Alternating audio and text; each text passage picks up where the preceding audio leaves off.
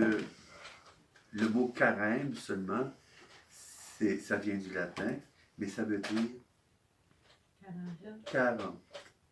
40. Le chiffre 40, c'est pour ça que Jésus se retrouve au désert pendant 40 jours. À prier, à méditer, à réfléchir, à jeûner. Alors, on nous invite à faire la même chose. Moi, je vous le dis, je ne le ferai pas. Je suis bien trop peur de maigrir, vous ne me reconnaîtrez pas. Mais je veux mentionner juste quelques petites choses ici, puis ensuite, on ira plus loin. Alors, il y a, parce que j'ai voulu quand même aller chercher, pour montrer, le peuple hébreu a marché des années dans le désert. Combien de temps? 40 ans. Le déluge a duré combien de temps? 40. Vous voyez, Moïse, quand il va au mont Sinaï, il passe combien de jours? 40. Comprenez? Le 40, pour ces gens-là, parce que dans la mentalité de ces gens-là, 40 ans, c'est l'âge que ça prenait pour eux, selon leur vie, pour être vraiment en pleine possession de ses moyens, être mature. Puis je pense que c'est à peu près ça encore aujourd'hui. Ouais. Alors, c'est un peu tout ça. Tu sais, c'est beaucoup plus complexe puis beaucoup plus élaboré que ça. Vous pourrez faire des recherches. J'ai mis des choses sur Facebook pour que vous puissiez voir un peu plus l'éventail de tous les 40 dont il est question. Mais dans ce 40-là, en fait, c'est pour un moment de purification. Il faut aller. Il ne suffit pas d'entendre la parole une fois, ici, ce soir, mais il faut que vous le repreniez. Un peu, chaque jour, un peu le soir, avant de vous mettre au lit. Ceux qui peuvent, aller chercher une écriture, un texte de l'écriture, pour suivre cette démarche-là. Seulement l'évangile qu'on vient de lire, reprenez-la, mais à votre nom, à votre compte. C'est encore, c'est Antoinette, c'est Yvonne, c'est Monique, c'est René, c'est Joanne, c'est Alana, c'est Paul. C'est chacun de nous qui sommes conduits au désert.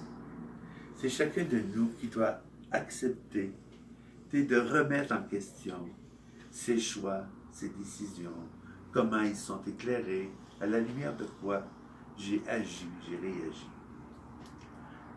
Je dirais, par exemple, en pareille situation, que ferait Jésus? C'est dans le fond, tous autant que nous sommes, chaque fois, avant de poser, prendre une décision, si on se disait, qu'est-ce qu'il ferait Jésus? Est-ce que Jésus se mettrait à discuter pour dire, on va, pardonnez-moi, on va, oh non, il va aller boire avec cet argent-là, je n'y en donnerai pas. Est-ce que Jésus ferait ça? Tu comprends? Il faut se laisser déranger. Au-delà de nos petites décisions ici, là, parce qu'on a tous nos petits enregistrements qu'on ressort chaque fois. Ah, qu'est-ce qu'il va faire avec ça? Il va aller se saouler, il va faire ceci, il va s'acheter de la drogue. Tu ne sais pas. Puis, à supposer qu'il a besoin de cet engourdissement-là, c'est peut-être autre chose qui va pouvoir l'aider à sortir de son marasme, de sa situation. Tu comprends?